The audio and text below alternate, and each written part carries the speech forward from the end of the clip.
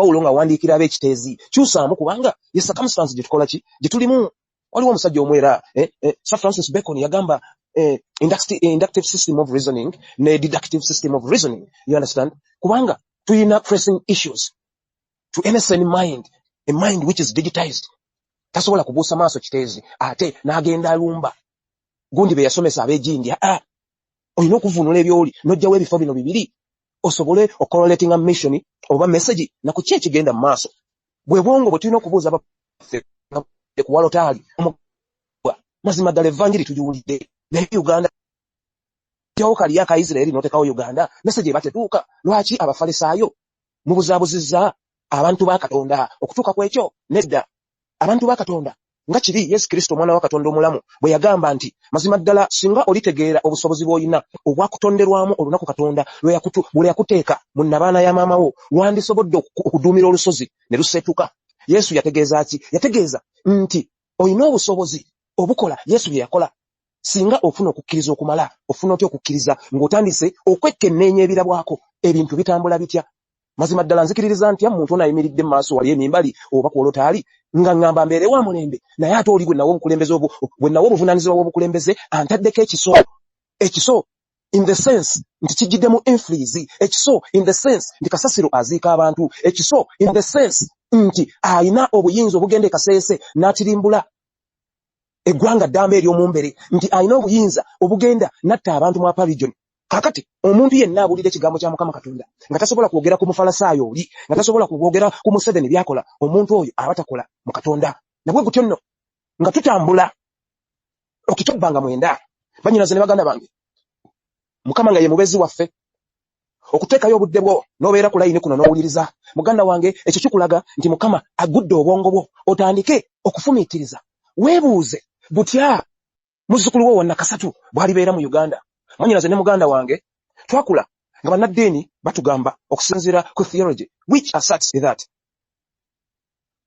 every living soul no kikulaga nti omuntu ajja n'abeerawo akaseera katono nnyo mu nsi okusinziira ku bannaddiini, era bw'amala okubeera mu kaseera katono mu nsi n'ayita mu miryango gy'okufa n'agenda mu kizikiza, eyo gy'alibeera emirembe n'emirembe, era essanyu lye oba enyiike gy'agenda okusanga eyo gy'alaze esalibwawo biki bye yakkirizangamu n'ebikolwa bye nga tannaba kugenda kuyita mu geeti za kufa. Kakati ddala gwe munnaddiini ayambadde egganduula n'ayambadde ekkanzu ataddeko omunagiro ng'okuwoola abantu ba Katonda, ddala bw'oba otunuddemu ebikolwa byo n'ebigendererwa byo n'endowooza yo, kuba Katonda tumuweereza mu kulowooza. Oyinza obutoogera naye yaaba alabye ky'olowooza, ebirowoozo byo gwe munnaddiini biweereza Katonda, era bw'oba okubyemu akafaananyi ogenda kuba n'essanyu mu nsi eri. Either ensuubize oba ekizikiza, kuba ffenna tumanyi okusinziira ku ddiini nti mu kizikiza ye kooti omuntu gy'amala nga tannaba genda either okuziikira oba ogenda mu jjana emirembe n'emirembe wa Katonda. Kakati mu kizikiza Actually, Bobby, to supplement on what you are saying, you can't claim to be at peace when you are poor. There's nothing like peace in poverty. Okay? You can't be poor and peaceful at the same time. Those things don't correlate. Okay? And you can't claim to be peaceful when you don't have your rights and freedoms. Okay? You cannot claim to be at peace when you are not free. Okay? And so, I categorically say that in Uganda, we are not peaceful because we are not free. Okay? We don't have our rights and freedoms. We can't exercise our rights and freedoms. Okay? We are poor, so we can't be peaceful because we are poor. Okay? And the religious leaders keep teaching us, yes, how about those who are poor on earth, for they will inherit the kingdom of God. But these religious leaders are preaching heaven in heaven, but they are living heaven on earth. Okay? They drive expensive cars, they sleep in mansions, while their congregation continues to be ravaged and to suffer absolute poverty. Okay? And all they do is to keep milking from them and enrich themselves. Okay? Why didn't they also succumb to poverty and say that no, people don't bring tithes and offerings, okay, until at least we have achieved some level of breakthrough as far as poverty is concerned. Okay? They continue to milk Ugandans, poor Ugandans. Okay? And actually, our only mistake is to think that we should not ask for accountability from religious, from institutional religious. Okay? Our only mistake is to think that we have no moral authority to ask accountability from religious leaders because we fear to be confronted. Okay? Eventually, they misuse our church tax. Okay? And religious leaders, regulate erinnya okuwanga batubira wali katuti. Just ng'abayimbi batubira katuti kaabwe. Nga gavumenti wetubba emisolo zaffe. So kati buli omwanya watutegedde abayimbi batutegera wali katuti. Okay? Ne batubba. Okay? Banadini batutegera wali mu kanisa nabo ne batunya baba. Then the government tekomoko nayo ne tunyaga emisolo gyaffe. So buli omwanya gaffe. That's why good girl said, who is not a thief in this country? Oli afuna omukiso kunyaga. Akunyaga in a broad daylight. Okay? Which people are we if we can't oppose this kind of thievery in a broad daylight? Which people are we if we can't oppose this open day robbery? Okay? We must stop this kind of impunity.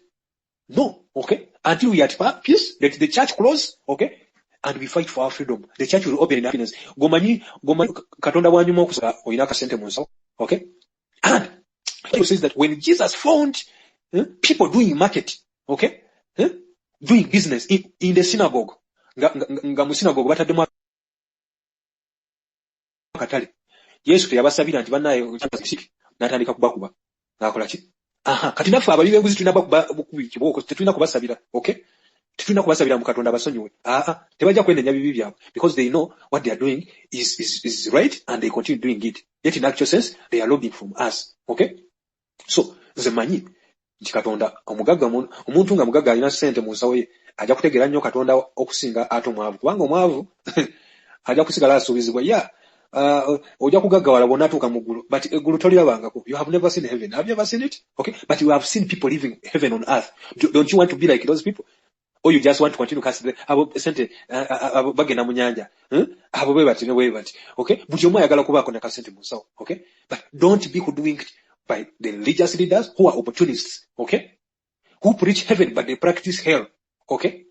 Who use one hand to receive from you and another hand to torment you. Okay? And so, this is the true gospel we must preach to the people. This is the true gospel we must preach to the Ugandans. Okay? Nga Museveni bamusabidde essaala. Okay? Naye bw'aba taneenyeenya tulina kukola ki? Jews are still fighting, even right now. Israel is still fighting Palestine, and Palestine is still fighting Israel. One side is too Muslim, another side is too Christian, or to Judaism. I think they practice Judaism. Okay? And, okay, which we might term as maybe Christianity or part of that. Okay? Yeah. And these people are not, they realize that even prayer is not enough. Okay? All they have to do is to pick up guns and fight for their rights and freedoms. Okay? Otherwise, these people are the architects of religion as we know it. But how comes that they picked up guns to fight each other? Okay? Bamanya nti abantu abamu bawulirana mundu bagamba kale picking up guns nga bwetusaba Allah ne bali bagamba kale saba Katonda waffe in Judaism nga bwetulwana nga Abayudaaya. Okay? Nakati mundu ekyavuga. Okay? Iranians take themselves to be co-authors of Islam. But during 1971 to 1979, they engineered a revolution. They castrated a revolution. Okay? That's so. The likes of Tsar, lose power, the dictators, they babakola ki ne babuthrowing na mundu. Okay? Kubanga bakimanya prayer is not enough. So Ugandans tewabawa kulimba mbona asaba nnyo abali b'enguzi ne beenenya ne bakyuka. Mwana watu abali b'enguzi bosabira baba bifo bya mu maaso batuuka mu masinzizo. Okay? Because they have contributed 10 million, 100 million. Yes, sir. Brad, uliriza. Brad, esaala oziraba. Saala za makulu nnyo kubanga esaala yereeta ekitangaala n'otandika okwawula ku biki bye badde bakugamba na ku biki by'olaba. Essaala ya makulu nnyo kubanga bw'oba tosabye essaala toyinza kufuna strategy. Tosobola na kufuna bwongo kujja kwogera eri bantu. Essaala ya makulu nnyo. Naye omanyi akantu kano we kaabulira wa wano. Abasajja bano baatukuza batusomesa kutya Katonda. So si kwagala Katonda. Okitegeera. Kati bw'otya Katonda otandika okukola ebintu mu nzikiza. Ngolooza Katonda takulaba. Kati wabafangidde obuzibu waliwa. Basanze obuzibu nti omujiji ogwabo gwa Museveni ogw'emyaka 6 ogugwako gubadde gujjuddemu abayivu abatya Katonda. Naye ate omujiji gwa Kyagulanyi guno omupya ogutegeera entegulayo mu bwengula ne bwansi biki Katonda byatteera mu ttaka gwagala nnyo Katonda. Yensonga lwaki buli kikolwa omulembe guno ogubuza Museveni etulo gukola buli kintu mu mukwano gwa Katonda, buli kintu kikolebwa mu kitangaala. Muganda wange Bayibuli egamba. Uliriza, nja kubulira. Kituufu kyogerako, naye Bayibuli egamba temuweebwa kubanga musaba bubi. Okay? Bayibuli yemu nemala negamba nti okukkiriza okutaliiko bikolwa kufu bwe fufululufu. Okay? Osobola kungamba Monkada osobola kungamba nti bannayuganda tebataddeko bikolwa. Ebintu bye wali omanyi mu emyaka. Sokolindeko blood. Omanyi there is a point where we should not negate those small steps because olaba any larger body of water it is present, its presence is determined by the tributaries of Obuga.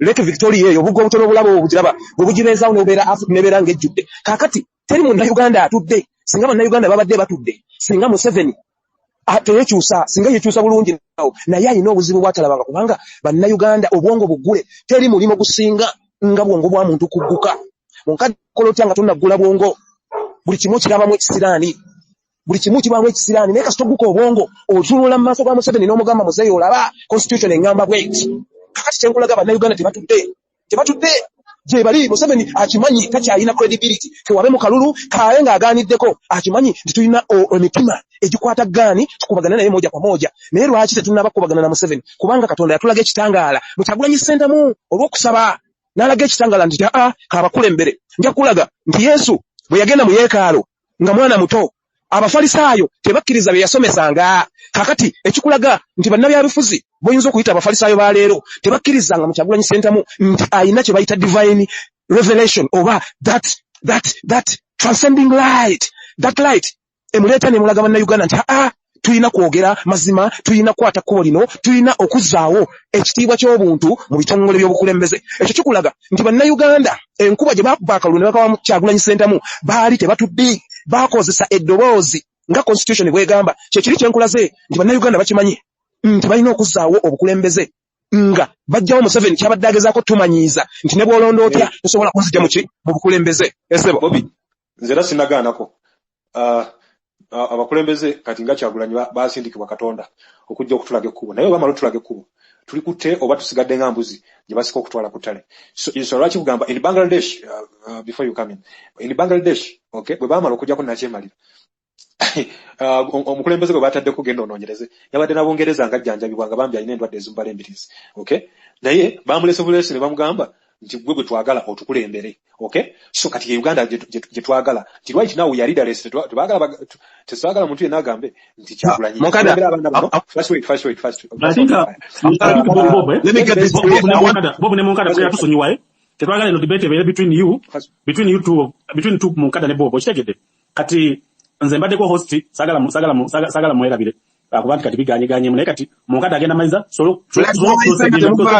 abala batense okitegedde baba isenga temuvaayo aneda buluma gyali ndaba Robert gyali so muleka abala batense Munkada amalize yes so even Mujje Martin was here but I don't know where he went so when brilliant ideas meet people of sound mind in confronting political dogma change is inevitable okay that's what we've been doing okay we've been inciting people's minds to come here and join this conversation kubanga buli omu etofali tulyetaaga naye kye mbadde ngezaako gamba muganda wange nti bwe tutulire Bangladesh it was people led movement kale nga nakyemalira talina gy'asobola yiwa amagye nti agayiwa Abesigye agayiwa Bobi Wine nti yakulembera abantu abo so that's why we keep our doctrines we are leaderless partyless religiousness naye nga tumanyi abakulembeze baffe baasindikibwa Katonda era baasindikibwa mu kiseera ekituufu okulaba nga batukulembera okutuusa ku nkyukakyuka naye laffe tulina okwenyigiramu kyovulaba mbadde ngamba Bobi nti nze nzikiriza nti bannayuganda kale they are aware naye tebannakola kimala kyovulaba we are still mobilizing we are still sensitizing thank you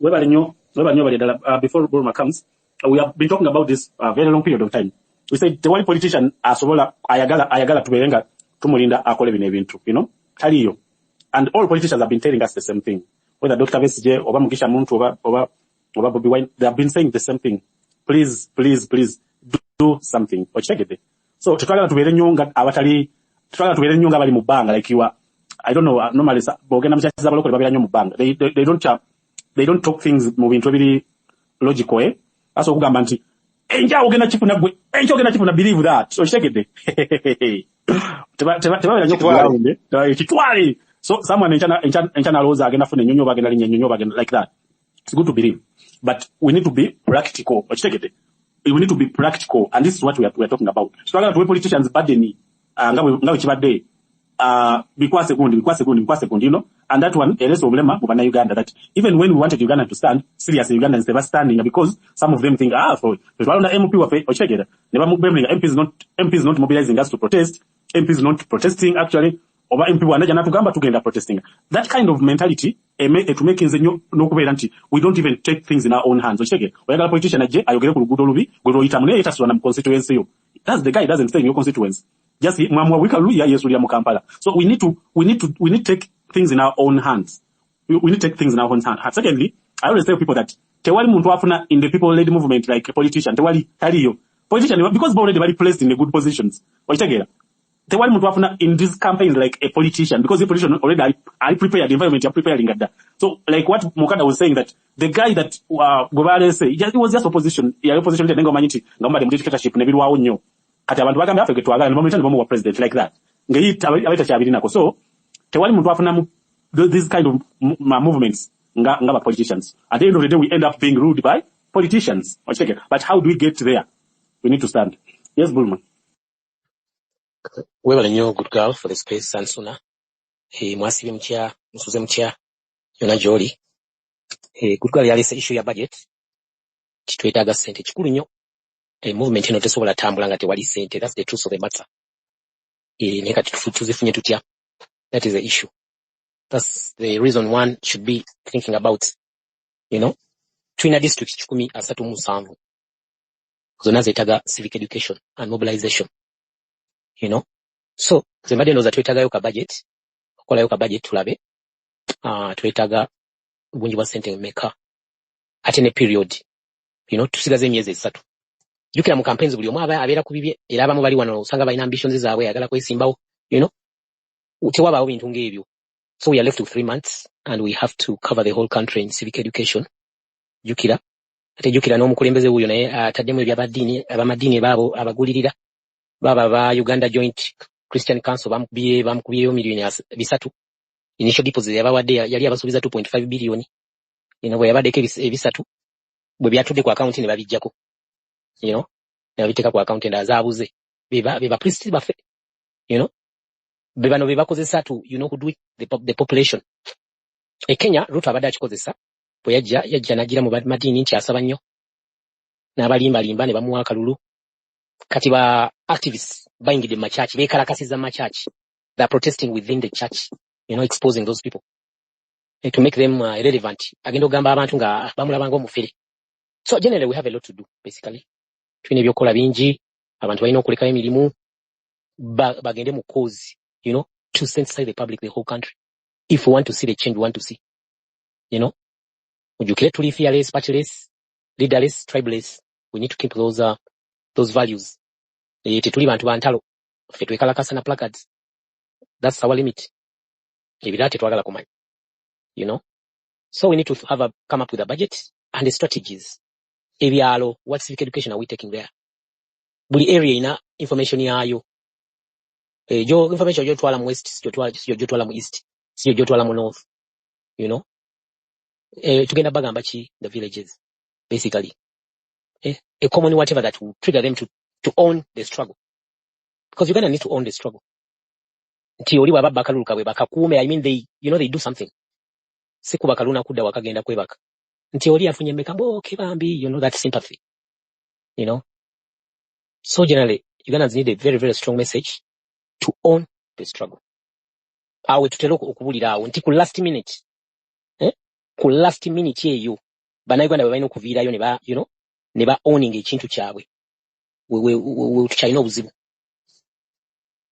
Babikola ne ba campaigning ne bagenda ne ba campaigning akalulu ne tukawangula ne ku last minute yawo empiki zikyanga awo biki balonzo wa opposition yenkeera ne balangirira wa NRM. I mean that, and it's okay. Why should it be okay? You know, so ebintu between we need to correct what went wrong in the previous elections, 2021, 2016, 2011, nendala. We need to brainstorm and look at that, but we need to come up with a budget, basically, how to cover 137 districts into civic education, to carry out awareness, to allies with religious leaders, with the people of influence in those places, to have connection and coordinate, you know, and deliver the message, the right message that should pass to everyone. Then I believe I think this country is mine, I own this country, and it's my obligation to defend it at whatever cost. Twina issue apparently electoral reform. Nonji nnyo. Because esirozo ba wali ayinza okusanyukira omujjako obuvunanyizibwa bw'okulonda. Kozo omuntu omugamba munange bakujjako obuvunanyizibwa bw'okulonda. Bw'omukuba bulungi ekiruga. Nsuubira ayinza okuloza differently. But the state has done a lot of influence. Eguze ba bloggers. How do we penetrate them? You know? Bob Lyama ayogedde kuba nkoba za Mbogo n'abalala bonna babayingirira. Nakalema yabadde juzi Makerere ng'aliisa abaana be Makerere enjiri aba students leaders. Nsuubira bajja genda everywhere. So we have a lot to do basically. But we need just come up with a budget. Tugambe nti twetaaga apparently around this amount. Jukira nti omwana bw'agenda eri country alina okulya, alina okusula, transport costs, fixing the car, ebintu ng'ebyo. And upkeep basically. Such issues. So I beg to submit. Thank you. Thank you so much. But yeah, thank you so much. You have read some of the things about moving the whole country, because first of all, that means we need to have a sustainable thing. But what should be our message? That's also very important. What should be our message? What's the message? Message you're going to go about again towards what you're saying. But then also showing them the realities.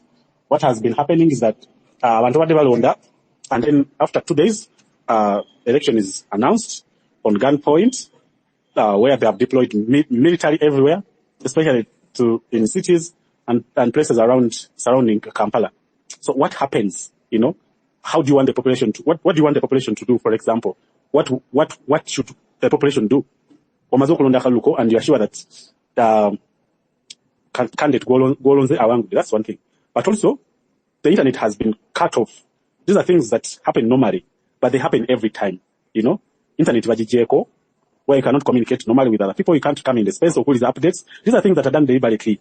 And we know they are going to happen in 2026. It's not like we are not aware. We know it's going to happen. Elections the figures that are going to be announced already there. They know the figures that they're going to announce.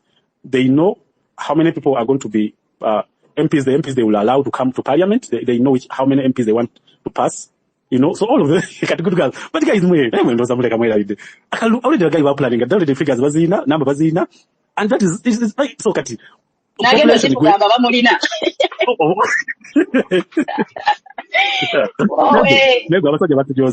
So when you have all those facts, because I know I don't have problem with that one. I people who still I don't have to be campaign. They don't go I know no good girl like that. So that means how do we sustain accepted by the whole country? And when we say by the whole country, we mean that the whole country have accepted that this is a person that the majority of Ugandans are elected. One of the things it takes, yes, voters like 10 million voters. And then the 7 million voters never voting a good girl. And then the 3 million voters never voting Anze, for example. But when the 7 million voters are not able to stand, or the 7 million voters can't get even 1 million people to stand and say, we want this and this. The 3 million voters and the 3 million voters will get only 1,000 people, and then 7 million voters are going to be inside their homes, terrified. Then, so international committee those are the things that we have to understand. If you have the majority, how do you turn them to actually do something? Because they voted and they have the majority. Until we make that, we have to make people understand that it's their responsibility to get their power. James soko simba wakati yao. Ndeko kyempojukiza. Bwe twatugenda mu kalulu ka 2021, engombe yaliwo tulonde funa ki funa ndanga muntu okole ki? Ke bana ne tunonya ndanga muntu affe ne tuzifuna. Asikyahulira kati ombuzemu kawo. Good girl, I can't hear you. But yeah, she was saying that 2021 mwatuga tunonya ndanga muntu tusirike. Nano mwaka wona tu balinga bwe buti. Somebody is calling me. Let me first pick up this phone. All right. But what she's saying, okay, that fresh baba, Ojiro Kwatam, fresh baba. Thank you, Suna. Comrades, I salute you, all of you. And I thank you for the good work you're doing, because this is a matter of national importance. But first and foremost, I want to apologize to you. I'm having some flu, so my voice may not be so clear, or it may be interrupted somehow. I'm sorry about that. Nenga, mwebali nnyo, mwebali eddala, omulimu gwe mukola. I thank you, good girl, for hosting, Suna, and everyone who does whatever he can, okulaba nti at least our voices are heard to the whole world. I really applaud you, and I thank you so much. I thank you all the comrades who were submitting, Bob, Moncada, and the rest. Please keep on, and thank you for the good submissions and good work. Nzendoza njatandikira ku issue ya sensitization or civic education, like moving around the country, or sensitizing bana Uganda about what is going on in their country. It is a very good move. Era kirungi nnyo, kiyamba nnyo, era kikola nnyo. But according to the state we are living in, nze engeri gye mbadde nsuggestingamu nti twandibadde tusooka ne tulaba how are we empowered, like naddala nga wano command center, because Kampala is the command center of Uganda. So nze kyendaba kyetwandisoose okustrengtheninga before we move to other parts nti a command center yaffe, which is Kampala. Ne tulaba nti Kampala is well mobilized, Kampala eri well strengthened, Kampala esobola commanding ekintu kyonna ne kisaasaana ne bakiwulira paka mu kyalo, because Kampala is the face of Uganda, representing abana Uganda bonna, because all the tribes actually they are here in Uganda, whereby ffenna tukungaanira wano, then later ne tusaasaana ne tudda in our home villages or our cities. So nze kyembadde nsaba oba kyendowooza oba suggesting nti we should first empower the command center, the central part of it, like let me say the Kampala metropolitan. Weba empowered bulungi, weba ina amaanyi, kino ekya countrywide sensitization or civic education zendabanga kijja kwanguwamu. Because right now wotunulira, like why I'm saying like that, nti wotunulira like zino meetings that holding like on space tukyali wansi nnyo.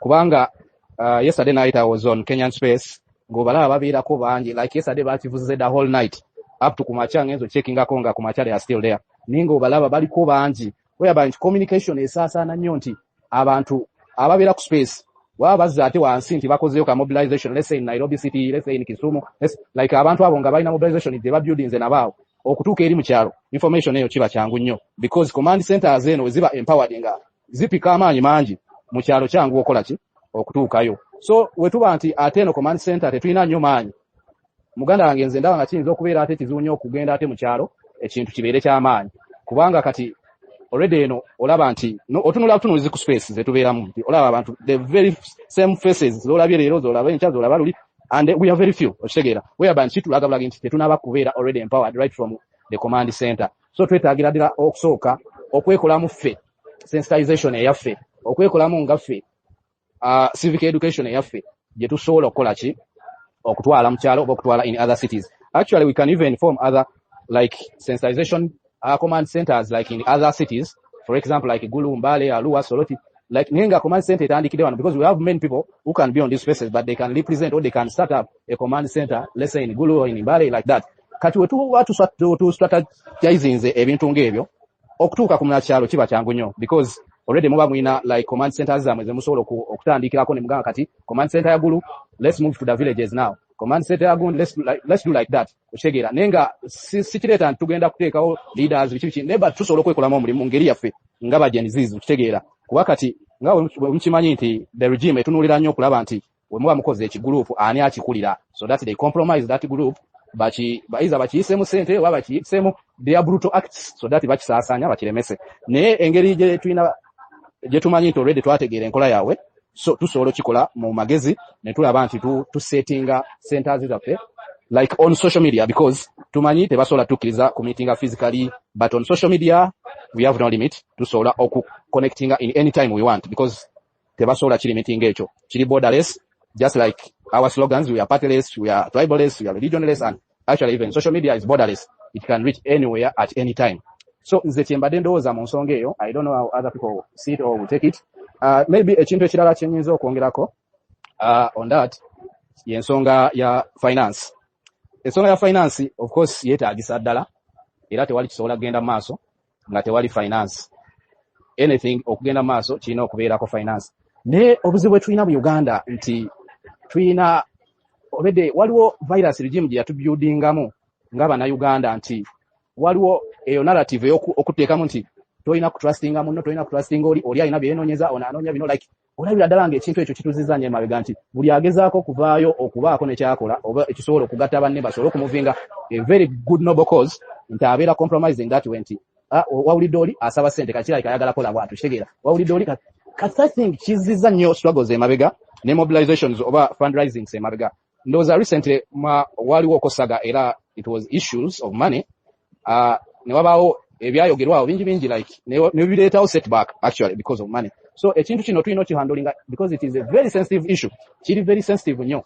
Kisobola okukuba struggle ne kigikuba wansi kuba ne betulwanyisa balina ssente nnyingi ate bamanya nti abantu abatuli mu tulwanyisa abagezaako tulwanyisa bano ba Gen Zs beetaaga ssente ate tebalina basobola nabo kiyingira mu ngeri ng'eyo ne bakikuba mu magezi. So the issue of money simanyi ngeri gye tuyinza kikwatamu but is a very sensitive issue whereby nti yeetaaga very sensitive mind and very sensitive people abasobola okukola ki okuhandlinga ensonga ya fundraising or ensonga ya ssente kubanga kijja kujjamu accountability era mujja kuwulira amalowoozi mangi we need accountability for this zino nga zagenza wano tetwazitegedde biki like that okitegeera byonna bijja because mubaamu ba opportunists mubaamu ba propagandists abeenoonyeza ebyabwe nga bo baba basindika muffe kwonoona buli kye tugezaako kubuildinga. So MP ndowooza ekintu ekyo tulina okulaba engeri ya kuhandlingamu and even other comrades who are here on space and those ones who are listening to us right now. Maybe another thing I'll talk about like ekintu kya electoral reforms. Ekintu kya electoral reforms kino bakireese ngera we bazze baleeta ebirala byonna baleeta ebya age limit baleeta ebya term limits biki babitandisanga ebisaaga era ne bimaliriza nga bituukidde era right now balina kya electoral reforms naye like this time round electoral reforms eno esobola tukoleranga akadaala to push our campaign because nze kyemanyi bannayuganda bonna if I'm not mistaken 95% tewali awagira electoral reform. So wetukozesa electoral reform ng'akadaala ne tulaga abantu nti yaddenga buli kimu bakituggyeko naye tebakomyawo kati ne luno bazze kujjako buyinza kwerondera ki omukulembeze gw'oyagala oba gw'oyagala akulembere mu ntebe y'eggwanga. So abanga batuuse kweyo level kitegeeza bazze kuzimba ki bwakabaka bwabwe kitegeeza mwenga banansi temugenda kubeera na buyinza bulala bwonna kuba temulina otegeera nti palamenti eno webanga yesalawo president nga we baagala bakikole palamenti eno ekisookera ddala ababaka abasingamu ba NRM ekyo buli omu akimanyi and ababaka bano gye bava abasingira ddala obungi it's western. I'm sorry I'm not tribal about this but this is the reality because wotunulira statistics ziraga nti ba MPs ba western it's like bakombininga zino other regions zonna okufuna ba MPs ba western boka ate recently nawulidde bongeddeyo ne constituencies endala nga 40. So ekyo kikulaga bulazi nti kino kye baleeta electoral reforms already bataddeyo backup already zezo constituencies ze bali mu kwongeramu nti we banaddira mu parliament 226 ng'olwedde beeyongedde ababaka abayitirivu ngatte opposition of course bo batono tebasobola salawo bali be basalawo buli kimu parliament yafuuka yagolola mukono ne basala tewakyali byakuteesa nti omubaka asituke araisinge ateese then speaker asalewo nti bano bateesezza bulungi so tugendera kino nedda ebyo tebikyaliwo wabula bagamba abawagira kino muwanike emikono ne bawagira. So ekyo kiri mu giraasi nti we baddira we bati era bannayuganda we tusirika bagenda kujja bakiyise kubanga be basinga obungi ate tukimanyi bulungi nti ba MP ba NRM yaddenga ne ba opposition a disgrace to Ugandans naye nga of course bali bakozesa numbers ate ba NRM bo babajjamu okwetegerera right from kasita bayingira parliament buswiki bw'okwetegerera obwo babajjamu bo babaleeta buleesi nti olina kuwanika mukono olina kukkiriza kamanda kasa kugamba kino kyenjagala gwe wanika mukono kkiriza era emabegaka mwalaba we yayogera mu busoga eyo nti newe mundeetera ekidomola naye nga kijja kuwanika omukono walinga waliwo ekiyitawo it's fine. So that's the kind of representatives or legislators we have in the parliament right now. So the issue of electoral reforms nze ndowooza kiyinza otukoleranga platform okusensitizingirako bannayuganda kuba bannayuganda bonna kyemmanyi tebakiwagira era tebakyagala. So we tukozesa eyo channel yaabwe gye baleese naffe ne tuyisizaawo gundi yaffe campaign yaffe kijja tuyamba nnyo. Let me submit for now because I will not be the speaker of the day only. There are a lot of people who need to submit. Thank you, Sona, and good girl. Thank you so much, Fresh Baba. Thank you so much. So your points, you had 3 points. I think your first point was about Oktwala, focusing in the central region. yeah, it is, maybe we can also talk about it. I talk about the finances, handling it, bulungi, and, then, Electoral reforms. focusing on electoral reforms. So, these are things we can talk about. Normally, Chirunjo Kugula debate, in one of the things you said, the numbers, we really need the numbers. First of all, we need the numbers here. There are things that I can't speak now. They need to get more information, of which is I support. I need to get more information from Principal D and also Good Girl. But then the other important thing is that not everything can be said here by those people. Not everything can be said. There's something that they shouldn't say. Sooner. There are a lot of things that I'm sorry to interject here. But okay, like I'm hearing you overusing it, like Principal D and Good Girl, like we are fronting their faces to these people. Like abantu bano bayinza okola ki okunonya, why are they talking about Good Girl, Principal D, MP Suna, bantu bano storage nga omanyi bijimu yaffe wekola. So nze mbadde nsaba nti wabaawo any sensitive issue, just tell otugambe wano kugundi nti you maybe just come to my DM nakino tukyogereko like that. Naye nze ndaba nti okufrontingayo nnyo abantu bano kiyinza obutaba safe. Simanyi oba kiri okay? No, but let me, maybe Good Girl will say that. But at the end of the day, someone will come and speak about it. Remember when we talk about the protest, someone proudly come here and say, we are going to protest. So, remember, whatever we are doing a constitutional, a legal constitutional thing. So, like, just like one thing, there are some things, just so that you don't explain everything. That's the same thing that happened in the protest also. But remember, the moment we agree to open up a space about the protest, we twagula chapter until we can openly speak about ebintu openly ku spaces after, because we know the things are not illegal. Naye waliwo mbyolekayo just for okubuzabuza obutajja even nabyo na, like, think it is normal. But when we talk about a protest, ojja kugerera protest government, yeah, we are going to protest because it is our right to protest and all that. Because constitutionally Ugandans are allowed to educate themselves with civic education, civic awareness is allowed. Like the government yakola ya squeezing organizations ezali zikola ekyo ne government nejawo aba donor fund yali ba sponsoring ez'abazungu and all that. So ne bajijawo because kasomalo jijawo organizations zibate zikyasobola kulaninga oshegera kazuna za closing ezali ziri mu civic education. Kati kitegeza nda adendo tekiba kisigadde gweri mu Uganda kwe kenyini to educate yourself, to educate your neighbor, to educate your colleague through what? Through moving voluntarily. No government zengenda ku movinga. Okay, wemanga bana Uganda bala musobola ku supporting zengenda ku movinga. So togenda bikolera mu nsiko, you are going to get to that car okwate motoka ojivuge ogendo parking oba kireka oshegera ogendo parking mu kwatali kireka ogendo parking, like publicly, because at the end of the day togenda bikola ngo hidinga, because you must educate the people.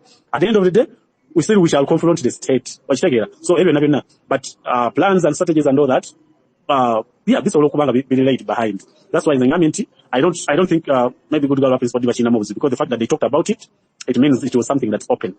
Kati tweta go for more clarification, more guidance on that. Now the person is supporting civic education, public civic education, is supporting even right now what we are doing is civic education, because one time Good Girl yabaga either spaces badeunga abantu abali space nebogera ku football nebogera ku sexy kati sawa zino singa spaces za nudi kati zitambula singa spaces za glory kati zitambula like that.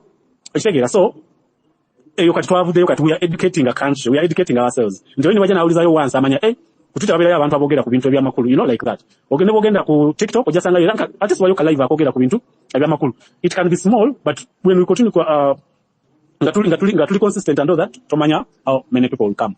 So Good Girl yabada in a point, I don't know, she got a call obacha acha remove, then she can come and present what she wanted to say. Maybe Good Girl will tell me when you come. You can guys request for this for the mic, then or participating in this conversation. We're talking about how we can reach, how we can educate, how we can make Ugandans all collectively aware of their rights. And one of the things everybody is to is that we always handed all our powers, we handed the powers to the politicians. Whether any of them all opposition. That's why we told the MP tumulinda ugamba bwa failinga tugamba emyaka 5 katuminga emyaka 5 akomewo, so we don't even go to demand that he represent us well. So normally that, and that is a church blaming ku state, it is that made us to feel like that nti buli kimu mu Uganda buli kimu ekine Museveni yakigulawo, buli kimu yakitono yakigulawo. That is the kind of authority yatujjako wana Uganda, Chito chino kugula chairman LC1 president yajja nakigula. That means like obuyinza bonna were vested in a politician. So you can see that. So but Uganda ndibanga netojja kona organize offense. Even when you say something echikunyiga, you can't even stand to challenge that. You can't even demand. You can't because olabanga oli hopeless nga tosobola. The matched parliament maybe atuyamba okusobola okumanya nti Uganda basobola okuyimirira when they don't want something. And so this should go out for a whole country. If Ugandans don't want something, they should be able to stand. But if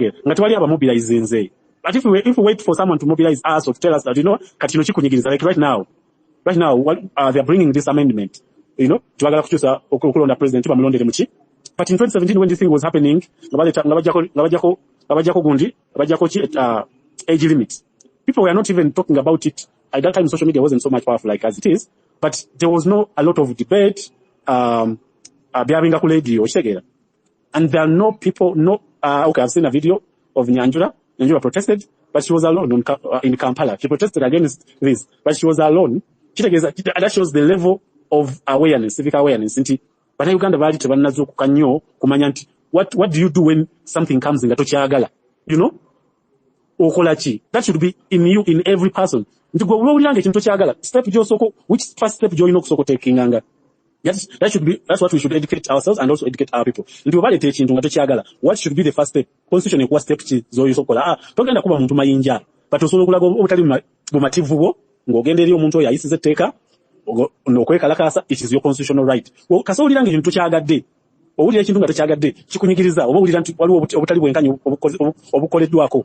Tolinda muntu kugamba nti wayi wakozeeko obutali bwenkanya. You go and protesting ogambe kino sikyagala. So in protest it can be okwogera oyo omuntu oyo oba okwegugunga like that n'ogamba nti okay nti nze sigenda va wano paka nga nfunye answer okuva wo, sigenda kuva wano paka nga nfunye answer okuva what like that. You are protesting peacefully but assertive ng'olina ensonga zo ezikuluma. So these are things that we have to educate ourselves. Otherwise tewali kigenda kiseera kigenda kutuuka nga ffenna tugamba nti nze kaninde bulayo kirakandoza kimunyize nnyo bwe kinaamunyiga ennyo n'agira nange ndoze nange kijja kuba kinyize kasa kinyiga bulayo nange kinyiga no nze simanyi kinyiga bulayo ekinyiga bwe mpulira nga kinyize sirinda bulayo kuŋŋamba nti owaayi ng'omusajja akunyigiriza nnyo nga bakubbye nnyo I'll go kade ne bulayo bw'anaalaba n'agamba waayi naye nga banyigiriza nnyo like that. That's the consciousness buli munagana gy'alina okubeera nayo. If we all have that kind of consciousness, then tugenda kubeera nga we can stand for our country anytime, any moment. But otherwise, people have taken advantage of us for a very long period of time. But taking advantage of our yes.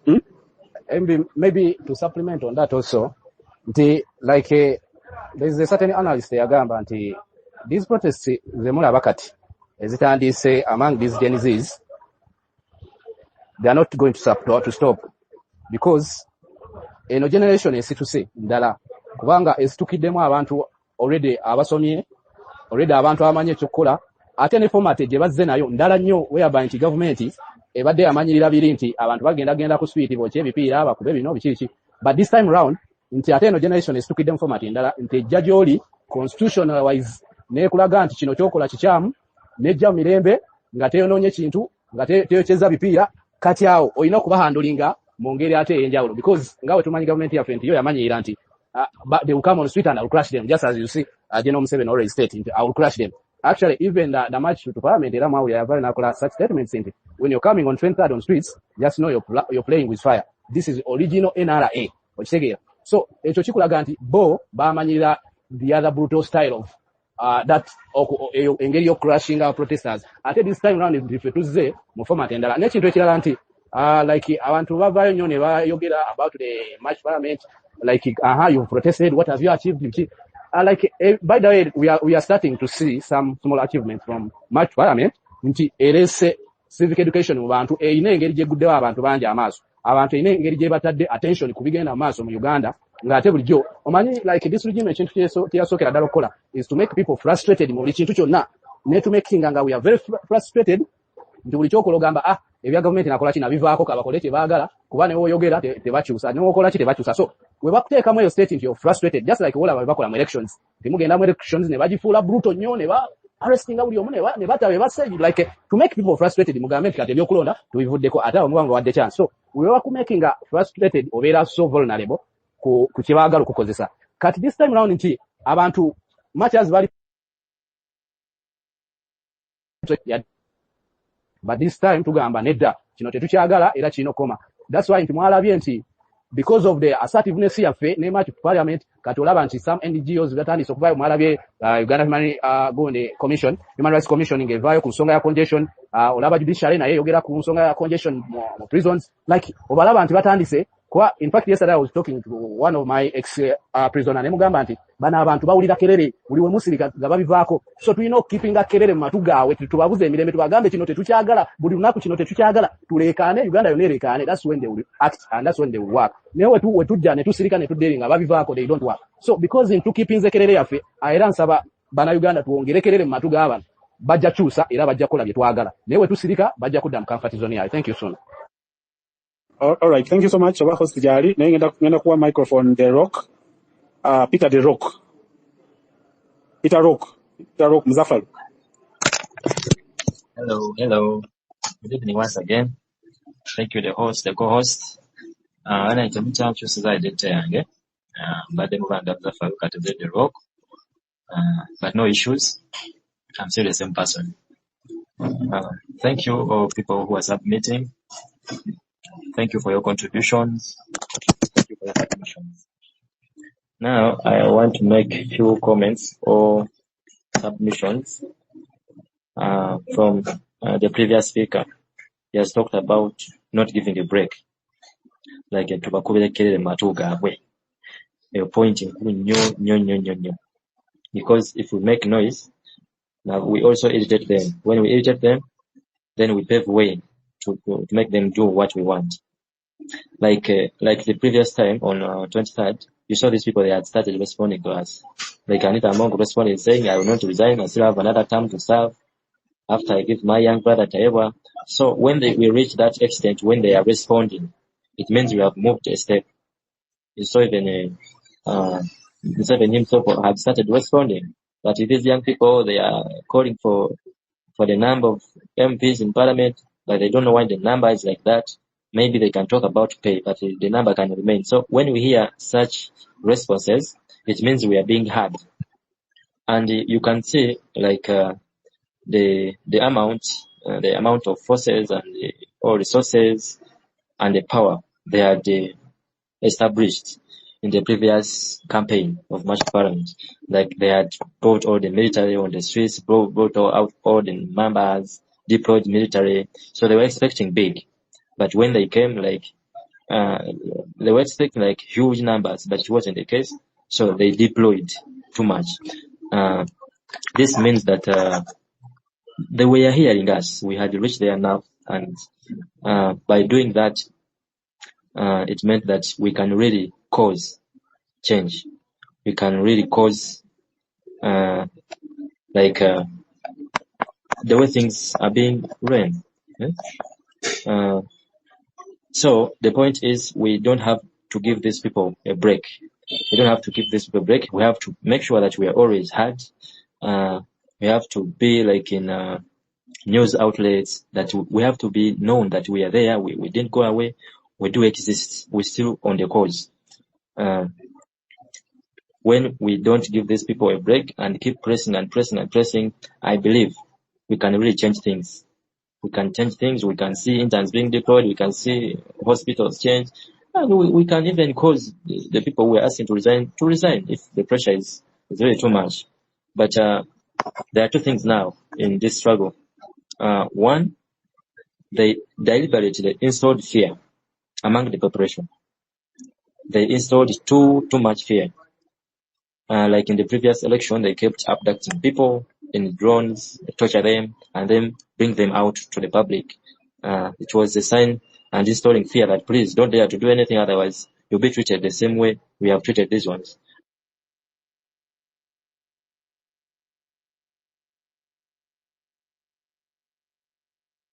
And it worked for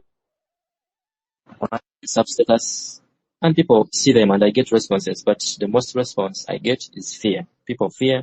They say you go, whatever happens to you, your family, what, for us we shall come and visit you in prison, you're going to suffer, what. So people are in total fear. So this stops people to come and join the cause. So the fear is a very, very big challenge. Another thing is awareness. I see most of the time we are here, we are the same people.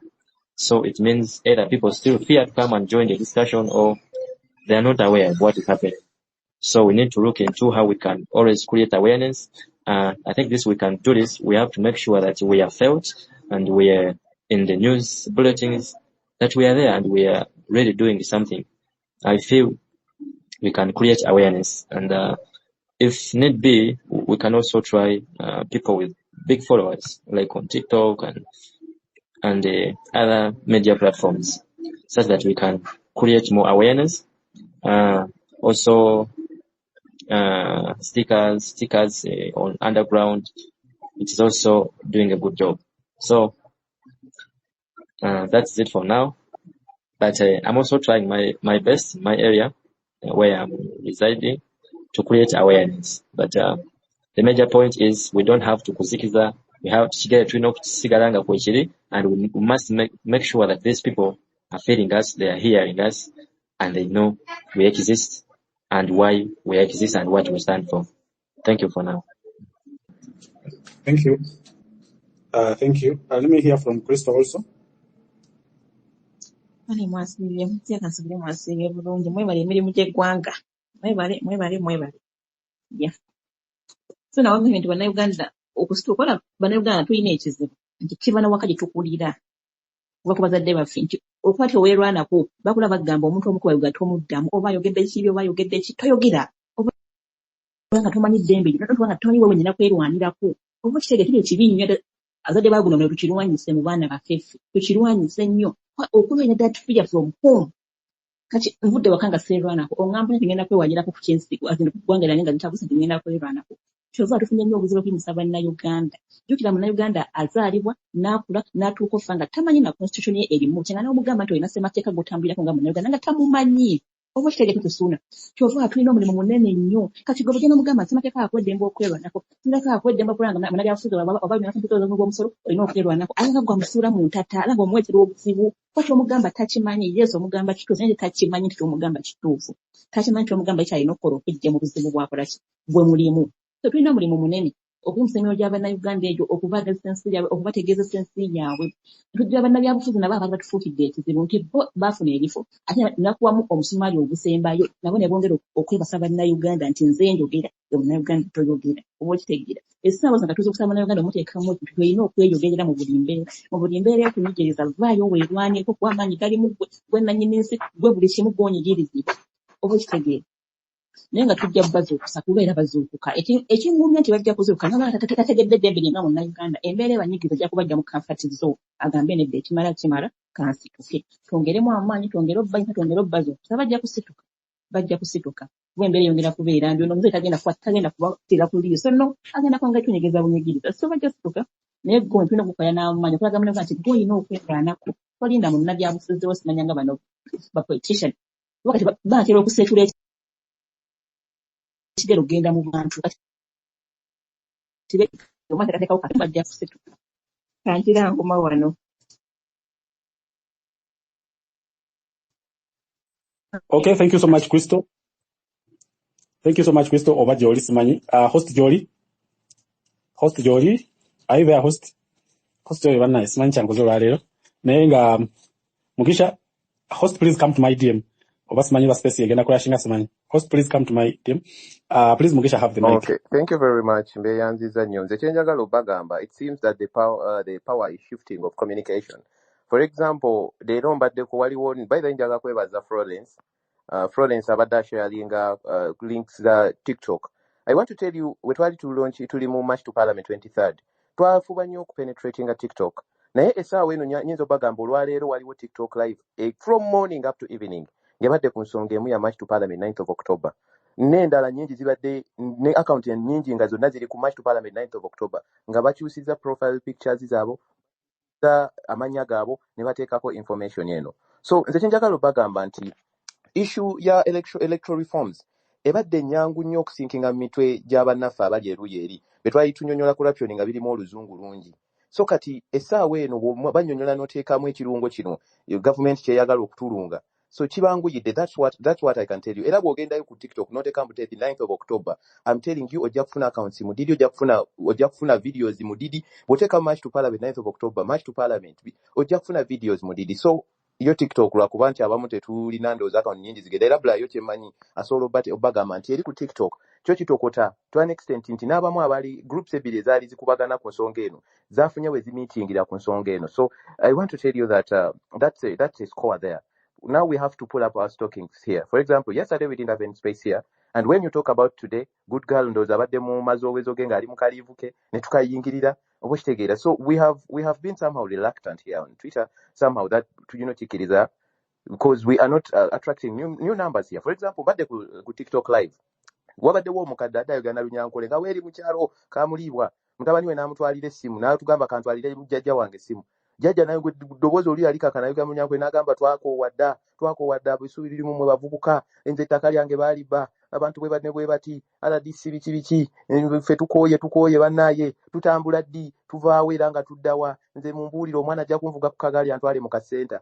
Owulidde? So ekitegeeza eruuyi eri nabo omulamu abatandise okutegeera kabe kasinga ate bali mu driving more than we are doing here. So our issue is that we should pull up our stockings. Nze nja kwesigama nnyo ku bigambo President Kyagulanyi byayogedde recently yadde ku press conference nti nno bintu bijjanga ebisaaga ne babyogeramu awo ne bakangamu ne mwefuula abatabiwulidde ne bamaliriza n'agamba twabagamba ensonga ne mulowooza nti byamannyo wenu kati biibino bisembedde. Njagala kubuuza wano bameka kuffe nga buli lunaku okeera n'okebera order paper ku parliamentary watch olabe ki ekiri ku order paper ya parliament. Batini ffenna tubirinda mu mawulire olinde Gudugala posting nti bannaye baba no mu parliament. Tulina okubeera alert.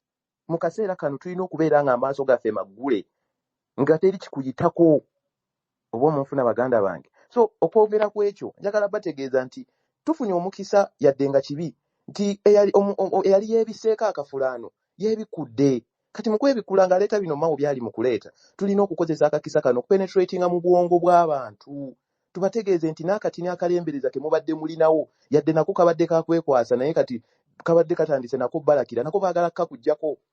Nabadde mpuliriza Mbidde n'agamba nti ebyokulonda mu byesonyiwe gye bujja mu maaso eyo n'ebyokulonda Ismail LC mujja kuba temulonda kuba sisitimu yonna eba egenda kukyuka. Babalaga kakapu akali kungulu kuno icing, babalaga icing naye temumanyi kiri munda.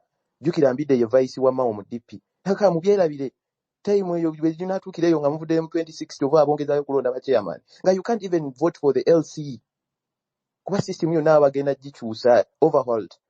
So bingi ebiri eyo ebivundu ebitasobola kwogereka n'ebisobola okwogerekeka. Simanyi lwaki ffe bannayuganda tuli sogulibo tuli awo embeera tulinga muyaga bwe kijja kino ne kisooka kituwugulamu eddakiika kino kituwugulamu eddakiika kuga tetuli ku siraato tetuli straight oba onfuna. So mbasaba bannaaye tuddemu ka mobilization kaffe obudde bugenze nno tuddemu ka mobilization kaffe at least ko buli lunaku funayo omuntu omu oba babiri b'oleeta ku space tuddemu tubeere streamlined bulungi tufune timeline tufune conversations. Let's make this conversation be more down to earth. Mbwe twogera ku byabakulembeze mpulidde nalabya amawulire jjo nga bali mu kwekuba butebe mu gundi eno bali mu kwekuba butebe mu KCCA nti ate bano tubasaba gundi accountability tubasaba gundi report y'ekiteezi ate tebaagala gireeta ate bali ne gundi ate ono n'avaayo aba MP bagusima abakansala bano okusima abangi nnyo baagala tubasinze businzi kati bali awo bo balowooza bwe batyo. So kati nze kye mbasaba tutandike okwerowooleza tutambule nga tudda mu maaso. Anaayagala anaatweyungako meya bw'anaayagala ng'atweyungako tutambula gundi yenna ajja nga yagadde otweyungako ngajja atweyungako oba tebazze oba bazze it's all about them. Kuba n'abamu ofiisi ezo occupying si lwa kwagala kwaffe wabula lwa nsonga waliwo abaateekamu akasente corruption biki oli ne bamulangirira kuba MP.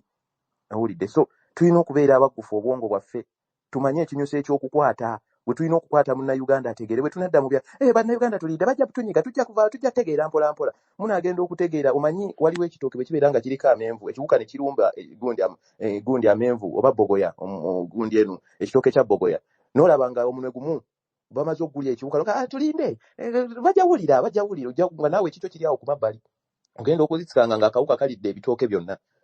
So bwe mba mwagala kubeerawo nga muga katulinde kuba babamanyiramu katulinde bajja kutunyiga tujja kiwuliramu ojja sigala ng'oli munnayuganda. Abantu abamu abawulidde abeeyita bannayuganda nga si bannayuganda bo batandise dde okugamba nze nina visa zange naguze visa simanyi naguze biki nze we bitandikira nga nvaawo nga bali ku marediyo nze mugisha waabwe naawe Kristo naawe fresh baba musajja wattu abatalina na passport nga batulekera ekintu kyaffe so bwe tutatandika kati okwetereza n'okukola mobilization eyawamu ne twegatta bwe tugamba nti no twetaaga posters ne tukwatiramu ow'ekikumi ow'ebibiri ow'ebitaano kuba posters nziraba zitambula ne tukwatagana n'abantu ne bakola zi posters nga tutambula bagenda tuleka mu kyato kyaffe nga kyonna kiri awo kiri yegeyege naye nga tuli mu biboozi tuli mu bbugi tuli mu gundi tuli mu simayanga bule tuli mu ono simayanga ate bano balabye ate ne kkubo ate no ki tufune we tukwata tunyweze tunyige. These people will listen to us. Naye bwe tubeera nga ffe tuli mu kunaayiza buli kamu tukwate eri eggwanga ligenda kuseebengerera mpola mpola time etuuke nga it's a dynasty nga bo be batuula eno ebbali ne balonda obugologoosi bwabwe kuba gwe teeberezaamu nga parliament yalonda president kiba kitegeeza nani Taamonge asobola okubakwata mu kaawo nga Muhoozi ali eno bbali yamugamba kati isa kiri olumalawo ne bakwasaamu ku mpuuga olumala okwasaamu ku mpuuga ne baleetayo n'embabazi n'akwatamu ne betuyita opposition bannaffe naye basobola omugamba gwe kakkanya bano gwagenda n'okusooka okwatemu ekisanja kuba yafadde ayagala bwa president osobola omugaana okubatunda ye ng'agenda akwatamu kaakudde kitegeeza kiba kikomawo ewaffe gye tuli bali banoonya bitiibwa na buwoowo buwunya bulungi ndowooza ne bwe nkomaawo naye nga happy birthday big bumper simanyi oba oli wano tukomewo tutambule tugende mu maaso abasigadde banaatusanga neyanzizza.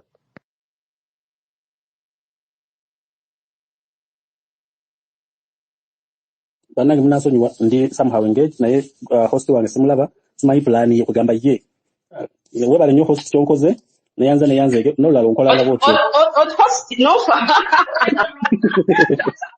andi gokalira nsimi era munnaye mulimu guno ngobaza nnyo webasi ebyo bikola gonoze sisa bikola ali kusinga bikola ebyo byoweetalizaamu naye bannaye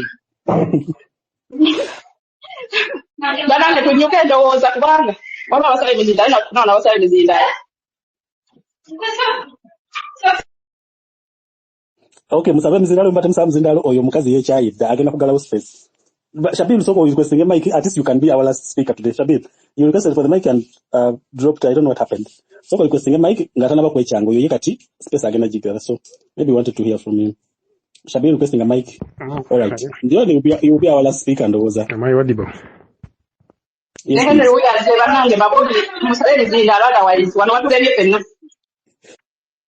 Good evening, everyone. I send salutation to everyone who is on this space. And I appreciate your courage and effort and time to come and receive a word of preaching of what is happening in this beautiful country. And everyone got to understand the gospel. And the gospel is all about the incompetence, the corrupt, the failure of the system and the government in administering and fulfilling the demands and the needs of the citizens of this country. The problem we are facing today is the creeping individualism in the movement threatens everything we have fought for, what we are trying to fight for, because the struggle in this beautiful country, it's a struggle for everyone, for every Ugandan, not just Shabils, not just anyone who is in this space. If you are in the struggle to chase personal gain, we fail to become what we are standing for. We have laid our lives down in the cells, in the barracks, in the prisons, and some of us were lucky enough to pick our colleagues and tell them that let's continue with this gospel. That's why this space always continues every day, every time, purposely, because every time we sit in our comfort zones at home, in our offices, wherever we are, the revolution or the fight for a good Uganda does not benefit you as an individual or me as an individual. It benefits all of us. The gospel of us coming to the space is to allow us to expand the cycle and talk about the realities in this country. And these realities, we want to expand them by taking them to the slums, to the youth in the ghettos, so that we can shape their thinking and we can shape our thinking with the affairs of the nation. Whenever you are in this place or wherever you are, you should not think about you yourself. You should think as a country, as in general. thousands of us who are in this space, we have turned down countless opportunities for personal gain. Opportunities like travel, asylum, and work abroad, or be given job in the government in one way or the other. You know, government is big. You can be dropped somewhere and you earn from there. But we have turned down because, why? Because the fame and popularity, we are not looking at those. We are looking at ourselves, asking us questions. If we die in the luxury of being given a job, where do you stand? What defines you as an individual? Is it the luxury? Is it to belong to the government? That's why every day we need to gather ourselves humbly in spaces, never forgetting that whenever you're sacrificing your time, you're sacrificing it for the comrades who were in prisons, the comrades who lost their lives, the comrades who are willing to change the environment and the situation in Uganda. And you are not here in this revolution for profit or for personal fame. You are here as a youth or as a millennial or as whatever you can categorize yourself, to honor and keeping the fight to be pure in such a way that we are not here for popularity contest or visibility. If you are here for visibility, visibility is not for liberations. Visibility, you can go to the media. Our message today is all about the affairs of the country. And the streets of Kampala and wherever you are will always remember you as that young, energetic youth who took the situations in your two arms and said, no, this is enough. Yesterday or the other day, we were talking about the girls, the fellow sisters who stood to themselves and used their body to say, this is enough in this country. That's where activism, when you are coming for activism as to be paid, you must draw a line. Activism is not for being paid. Activism is when the blood cells explodes outside and deeply explains itself by the way you define the situations on the ground. But if you come to become an activist because you want to be paid or you want to be benefit, then you are dancing in the wrong tune. It's better you'll get another job to do. Because ask yourself a question. Politics can divide very many of us in terms of the political lineage or the political parties where we always subscribe to. But don't allow politics to divide you. Well, as soon as politics divides you, the oppressor's jaws are open. You find yourself that you are in a wrong movement because the oppressor sees you as someone who can easily be manipulated. But if you keep real and you ask yourself, today I'm asking myself, a young Ugandan or a young youth who applied for a national ID is a plan to go and get a job as a requirement, and he was given a last warning that if you can't provide the national ID, you have no job. Where do you think he ends up? If you want to process maybe for a passport and you want to go and import or you want to go and do something today, the first requirement they will ask you to process a passport is your national ID. If you want to go and renew your SIM card or you want to go and get a SIM card, the first thing they will ask you is a national ID. But sit down and ask yourself, how long does it take to get a replacement if I lost national ID? Or to get a new national ID? You don't know. You can only tell by speculations that there was a week in Gabi Obama. But someone will tell you that it has taken me 3 years since I applied. I've never seen. If I'm lying, someone could correct me. And is living in darkness. But you are there seated. You have failed to get your first national ID or get a replacement. But already there is another proposal that those who lost their national ID will be in position to pay 500,000 over 700,000 for a replacement. Because of you paid 50,000, you have not got a replacement. You applied for a new one, you have not yet got. You don't know how many years. When they tell you go to Kololo, you don't know where even to start. First procedure is you need to bribe and find yourself in the inquiry desk. If you don't bribe, you'll fall to be stubborn and stripping you and barking and shouting.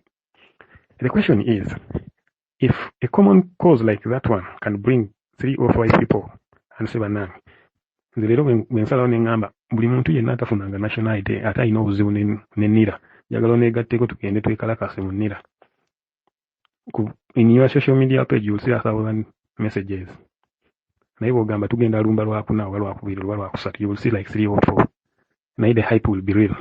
And the hype is real. I think that kituufu tebalina national ID. Naye because we have got one element, the fear. Banakwata abaana bange. I mean, bazadde bange waka business kange. But you are the very person who agamba sina national ID kati sobola kukola kino na kino na kino. So you find yourself that you have lost confidence and you are achieving nothing and you are not fighting and you are seated there in your comfort zone with full of confidence that bakole kye baagala. Nze nabivaako. But you know it's a requirement by law. Olina okubeera ne national ID. Naye nkuba omunsalo nekuba omulanga nengamba bannanga buli muntu yenna yawulira nira yajeetamu ku incompetence yaayo negattaako nze ngenda kwekalakaasa. Tosobola na kusembera. Ne nkugamba contributing ondeetereyo ka poster oba ka placard kowandiseeko ebigambo ebikuluma. You can't even participate in that. But the rest, the thing you can keep is saying bannange abantu abo bampisiza bubi nnyo. That is just one institution. Those examples muzina nyingi. The question will be, oba njagala twebuuze, where are we as people? Where do we stand? Do we stand by saying bakole bye baagala bye bamanyi banaasalawo? So I've talked about one institution, a nation, NIRA. But what message am I trying to pass? I'm trying to pass a message that you should not wait to explain your problem to someone and you should take it in your 2 arms and say, nze bino bineetamiddawo. Njagala okeere ku makya ng'osazeewo ogenze ku ofiisi ya NIRA kuno na national ID yo. Bakugamba etefulumu tejjanga obabuuze maze emyaka 3 ngoba ku kintu kimu mwabampa olupapula luno. Ojjeeyo oleekaane. Ogambe bwe basifunye national ID sijja kuva wano. Bakugambe bano bonna nabo balinze national ID olowooza oli wa kitalo. Gwe weekalakaasi weeyambule oba oyagala kweyambula weeyambule. Bagambe tugenda kuyitira asikala mugambe gezo nkwateko. Oba olowooza ngenza okujja wano nga ndi mulalo. Ekindeese wano nkimanyi njagala national ID yange. I cannot leave this place when I need the officer to explain to me what happened to my national ID. I paid money and my money was purposely to help me process this. And you are telling me to move here because I'm seeing people who have come to process theirs. What about me? So they have tough questions you should ask this institution, and you should ask them in a very demonstrative way. You'll pamper them and they'll give you results. They will never. No one will ever give you results if you're pampering these institutions. You shout, let them call for you and ask her to come and pick them, and you ask him what crime have you committed, demanding for your rights, demanding for what you paid for. Go when you're armed, when you have your receipt and you have evidence. Show them, I'm not here by mistake. I'm here to demand what I paid for. If I never wanted, I would have not paid for it. But I paid for it, and the service I'm not getting it. 3 years on the road, 2 months, this month. And you are telling me to move out. Give me explanation. I don't need anyone to talk to me. I don't need even a security office. I need the person in charge of this place. The person will come here. The only way you can hold this government accountable is by becoming mad when you are normal. You don't allow them to see you as a normal person. But the moment you allow them to see you as a normal person, you will never get anything. It's the message. What message am I trying to preach? I'm trying to preach a message of saying that the model of operation, the modulus operandi, or the model of how we want to operate your civic way, the civil way of the civic education, or the civility of how you want to operate it in a very mad way. Don't pamper them. That's why you can keep them on their toes. They will understand we are dealing with the wrong generation, a generation which needs people who can work. Not forget, by holding them accountable, you are also holding the so-called incompetent, tired president to understand that the ground is leveled. There's no fear for an army man or a police officer when you are demanding for your right. It's just like it doesn't take you a minute to go and shout at to go and hold your MP accountable because of some wrong things you see he's doing. It's the same thing, even if. So, that a political problem will be solved by seated in a comfort zone. A political problem needs a political solution. Apart from the march to parliament on 23rd, what other political problems have we identified which we are fronting? There have been campaigns here, march to Gulu, there's a 9th October, but should have a subject. And our subject should stand strong and say this is why we are marching. We are not only marching to parliament because of corruption. We are marching to Gulu because we feel there is opulence. We feel that there is a lot of extravagance by this government, spending taxpayers' money recklessly without putting priority. So you must be defined we must define every campaign or every program or every event. If it is stopping corruption, yes, it's stopping corruption with a purpose. Just like the subject of this one is saying, but who is not a thief in this country? Hashtag is stop corruption. So I would say, I would suggest that let's identify the specifics. And we know there are very many in general, but we can identify the specifics. Like we started with March to Parliament as corruption, March to Gulu because of we saw it as opulence and what we will call extravagance of the Parliament. We can do much to KCCA because of negligence, much to NIRA because of incompetence, much. The question is much with a purpose, so that the ground should be routed. The ground should not accept them to sit in their comfort zone. So, good girl, mpulira alina ky'oŋŋamba. Landing a submission, Uganda one. Yes, we should march. And by the way, we are marching to Mulago soon. I wanted to introduce that topic, but I think lack of time. But they are up and down. Been in Mulago for some time. I saw something that I wanted to share with you. We need to march to one of these public hospitals. We need to do it. What take out fund and everything is for free, yet nothing is actually for free. But that will be something that we'll talk about tomorrow. I wanted to introduce to you, but up and down. Now we have so I hope we'll start from that tomorrow. Let me give my final remarks in one sentence. Yeah, right. Don't worry, I'm going to give you your 2 minutes to land, and also give that 2 minutes, and then we can close. I will not just close just like that. I have some manners. So take on land your submission. My submission is that the only way to liberate Uganda and ourselves is through constitutional right, which they say ballot, but ballot needs the popularity of a real activism, and the activism must be fighting bad government from every corner and an angle, and we should stop fighting each other. The idea of fighting each other, nga mukulembeza sente, mukulembeza nze yatandika kino, nze yatandika kiri. Remember, we are not an individual. We are as a team, and the team defined as a youth in Uganda. So bulungi to submit. Thank you so much. Very important to remember, we are not an individual, we are a team. Of course, and if you work together, we're actually than an individual. That because you have the mic, have about 2 minutes to say something, and I will be closing up this space. Thank you. Yes, greetings everyone. I won't take too much time. I'm only glad to be here and meeting with you people on the same cause. For me, I will be moving my hashtag, meaning that the streets are calling. That is 9th October. That is the streets of Uganda are calling. So those ones in Gulu, we are marching to Norbert Mawo's house, and then in Kololo also on his house, questioning him on why he's bringing such a fake electoral and everything, every reform. And then 9th October, we are marching on the streets because the streets are calling, questioning the stop of corruption, and then questioning for the stopping of the resignation of Anita Among. And finally, it will lead us to the downfall of the regime. But I will widely call upon Ugandans that on 9th October, the streets are calling us. We have spoken to the streets and they're insisting we should go there on 9th October. Like it or not, whether you know or you don't know, whether you have money or you don't have, the streets of Uganda are calling, not only marching to the parliament, but the streets are calling us all over Uganda.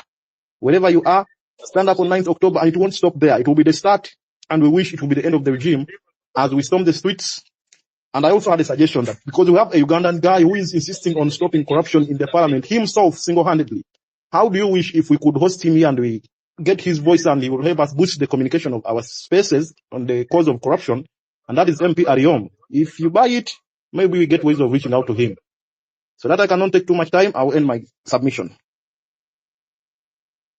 Right. That was quick and detailed and nice and the best submission by far. Best to close this space. Well, if you can reach out to anyone where this is a public space, feel free to bring him on and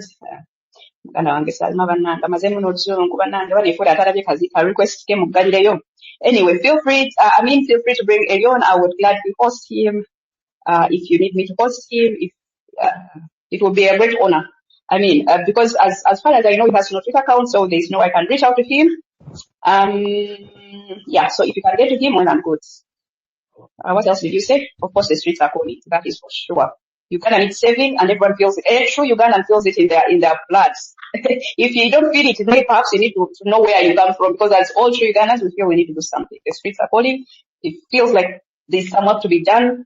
That's how everyone should be feeling right now. Like, you must be doing something to liberate this country. And if you don't feel that, then I don't think you are Ugandan. Perhaps Ori Kubano, Abanonya passport is our one. Meanwhile, us who don't have anywhere to go, we feel we must do something. That's how I feel every single time. I feel like there's something that should be done. Yeah, Salma. Good evening. Dear Radesh. Ojoga. Nagamba ngenda wumula. Abakulu mali ba musabo wendo oli bali okuliza naninga radio. Olabye radio ekoye noga kodde. Anakwenda kuna yetali wakati ko host ne host na muri bafubulala naye mugumeri ebyo. Mbadde mpuliriza bimusi byonna asembyeyo yanzije mu Kamoli MP yetaga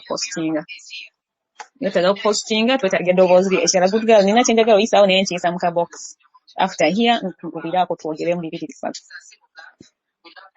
Kale mukama wange, whatever you say. Ebyo musule bulungi. Kale bana ebisule bulungi, like I said, those who can escort us to protest in Mulago mwetegeke ba soldiers tujja Mulago hospital tujja tomorrow morning. We start from there. I'll be giving you details, and when we say tujja, you know we deliver. When we say we are coming, we come. Tetubaake ebyo tata tetusuubiza netatuukiriza no. But that will be a story for tomorrow. Love you guys. Good night. See you in the new Uganda soon.